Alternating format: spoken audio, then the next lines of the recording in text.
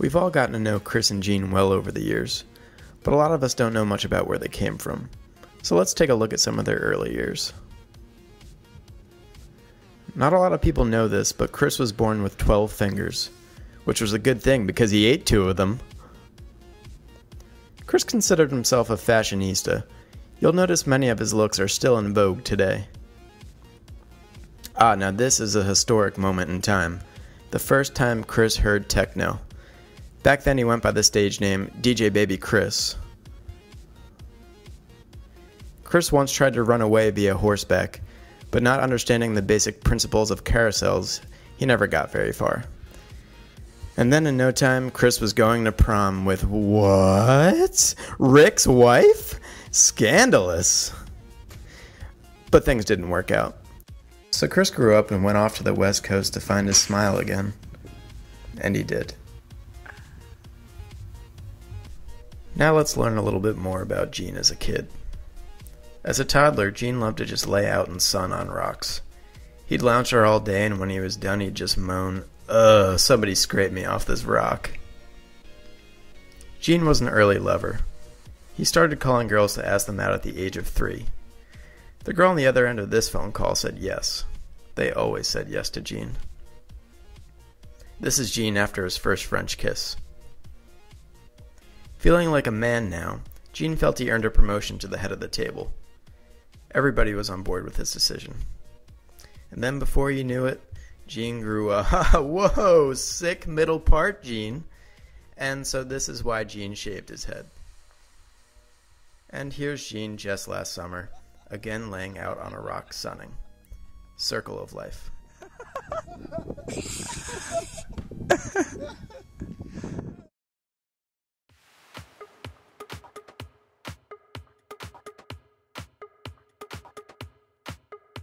My favorite memory of Chris is the sneak attack, where Chris would use a generic line like, "Oh, how long have you lived in the loft?"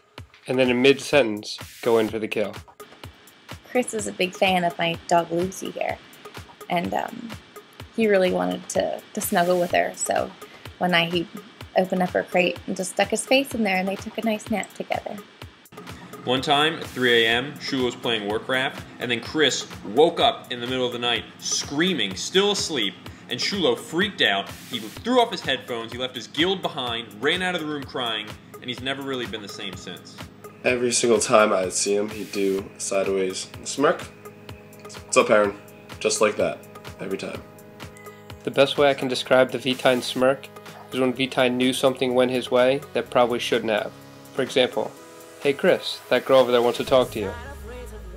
You could tell like Chris was thinking of this really good joke, and you could see the wheels turning in his head, and then you just see him start like grinning like an idiot, and he'd never be able to get the joke out because he'd be doing the V10 smirk.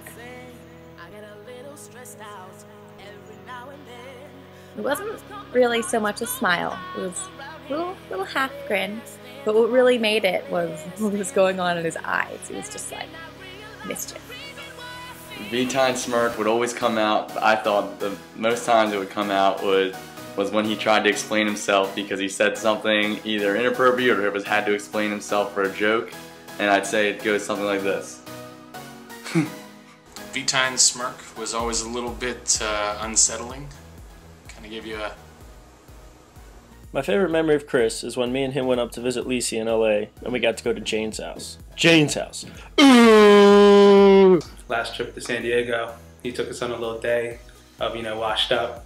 Every time his dry cleaner would call, he'd be like, "What's up, Chris?" Call him up. "B, what's going on today?" "You know, Kook, just another day in paradise." My favorite memory of Chris Valentine is his solo in Harry C's All Night. Take off them boots. And we move beneath the covers in our birthday suits. Suits! The pencil dance is a stiff yet swan-like dance that V-Time invented in the early millennium that really made the ladies swarm. You want to remember to keep your body in just a straight, vertical line and just be completely dependent on the girl in front of you to keep you standing. Like if she moves to the side, you're going to fall right in your face, and that's a risk of pencil dancing. You know that going in. Nobody said it was a safe dance. Alright, my favorite Chris Valentine moment is when me and him and some others went to the Harry Mart every night, took as many milk crates as possible, We in turn made a big throne and called it King Valentine's throne. Valentine and Billy were World Series champions in 2008 for Halloween and just sprayed each other with champagne and had so much fun. I'll never forget when we were at Gene's graduation party. He was giving us a tour. It went on for 5 minutes about how much he loved this hanging Miller light lamp. Valentine walks in, immediately knocks it off and breaks it right away. When Chris and I used to dress together, go on dates together, but at the end of the night just end up dancing together. When we discovered that you could get into the attic of the Ocho, and so we popped open the hatch and he climbed up in the rafters with a lamp, and we ended up signing our names on one of the beams so we'd be remembered forever as the first ones in the Ocho. Ashley and I put makeup on Valentine and went to a party next door. He tried to wipe it off with his spit, but there was just makeup all over his face. This past Valentine's Day, he sent me flowers with a card that read, "In case you don't have a Valentine, here's some flowers from your true Valentine."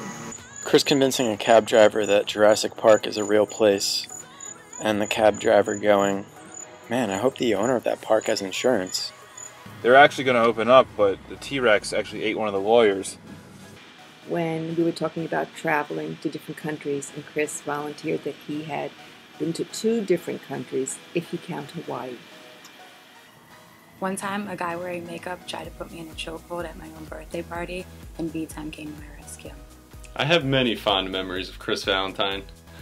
While thinking about all of them, I realized they had one thing in common. They usually ended with someone exclaiming, "Well, Jesus, Chris!"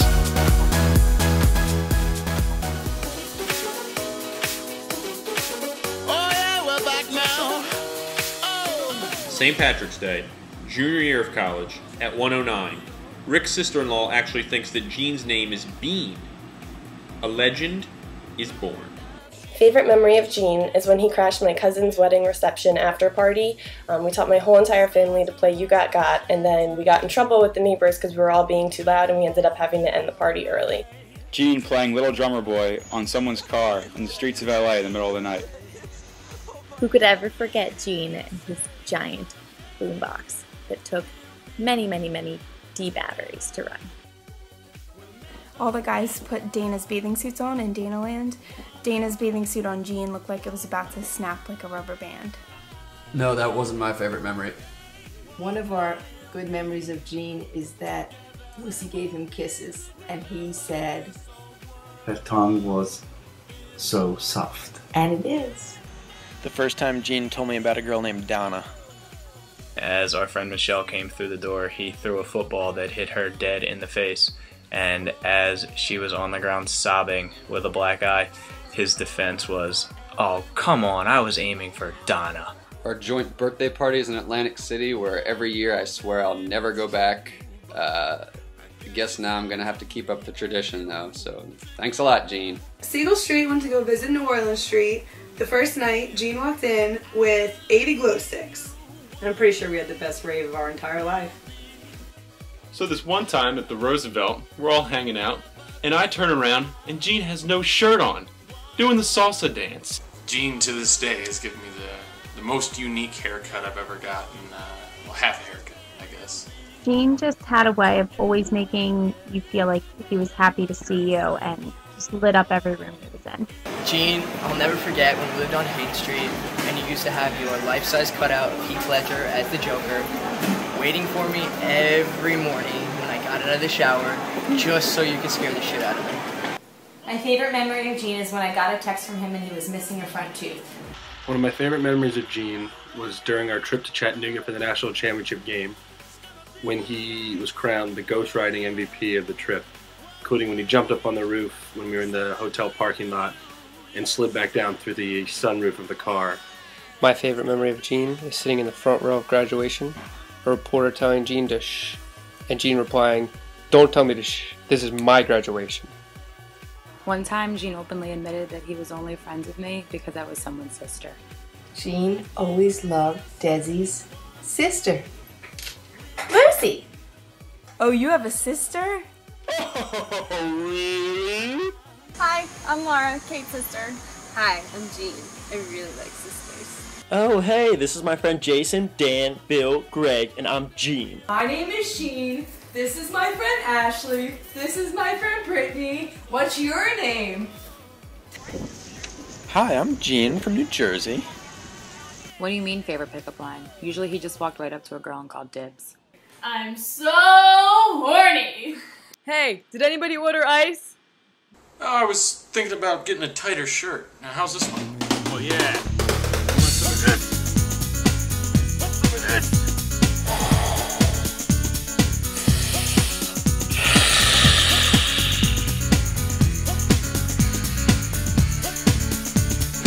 Something along the lines of this with a big smile. I'm too sexy for my shirt. Too sexy for my shirt. So sexy it hurts. Gene, this one's for you. I'm too sexy for Milan. Too sexy for Milan, New York and Japan.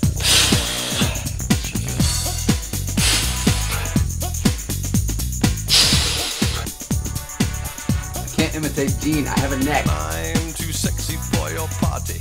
Too sexy for your party. No way I'm disco dancing. I'm a model.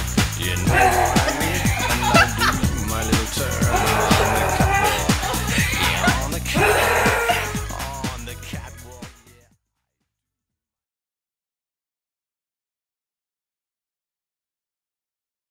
Gene and Valentine, I feel so lucky to have known you two. Thoughts of you guys are going to make me smile for the rest of my life.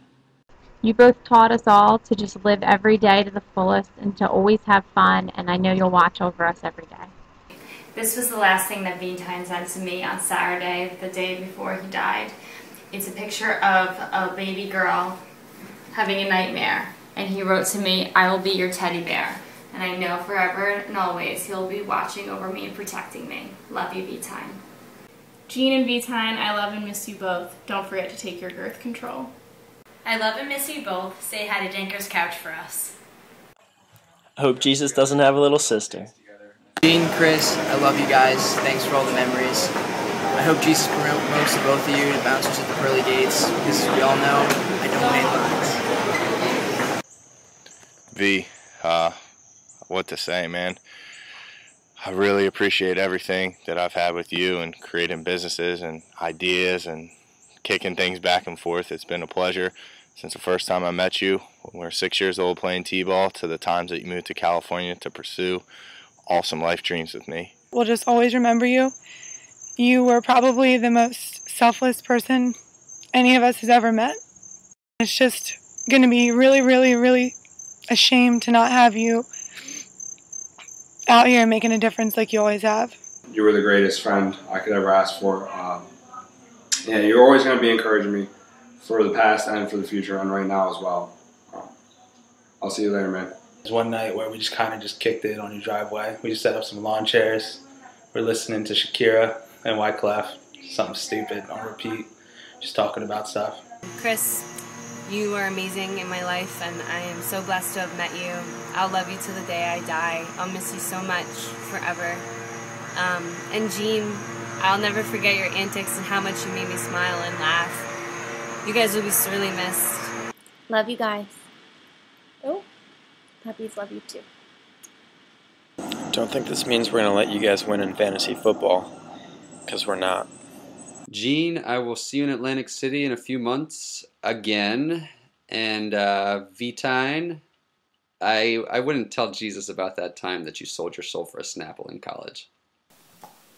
Until we meet again. Although I wasn't present at the first Dana Land and had to flee from another Dana Land, the majority of times I loved having these kids there, and I got the pleasure of knowing Gene and Chris, and I'm so grateful for that. Love them.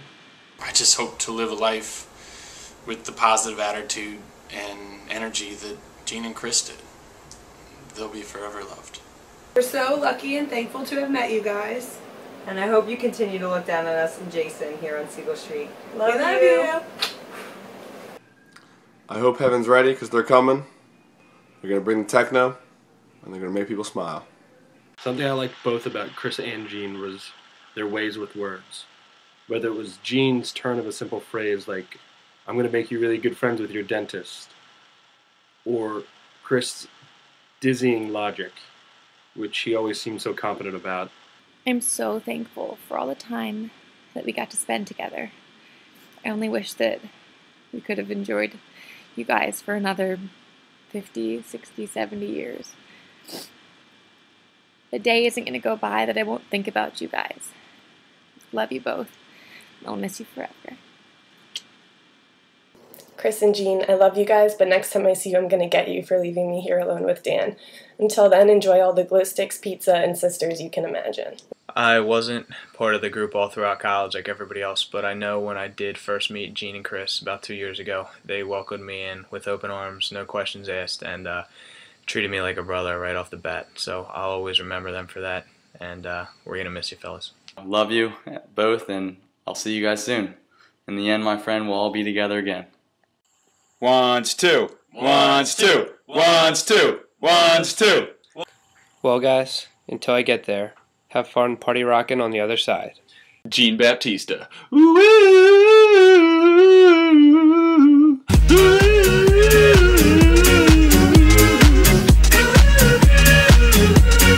Jean Baptista.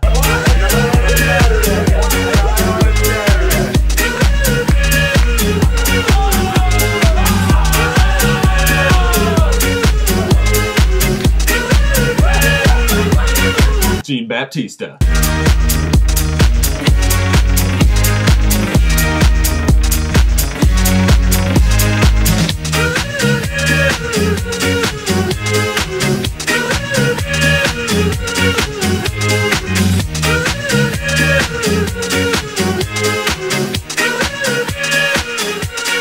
Jean Baptista.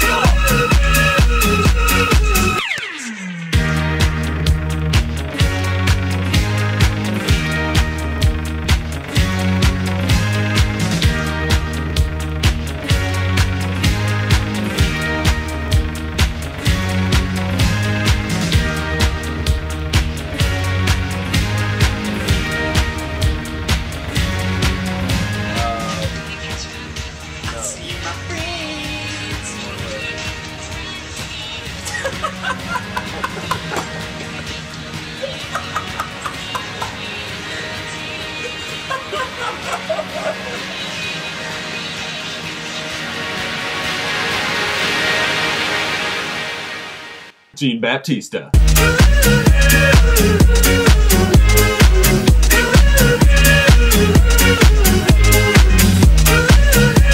Jean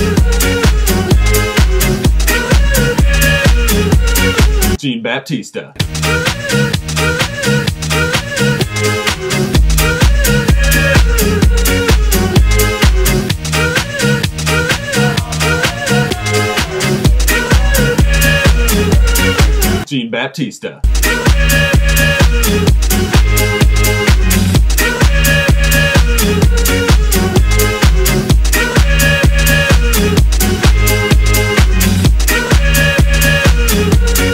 Jean Baptista.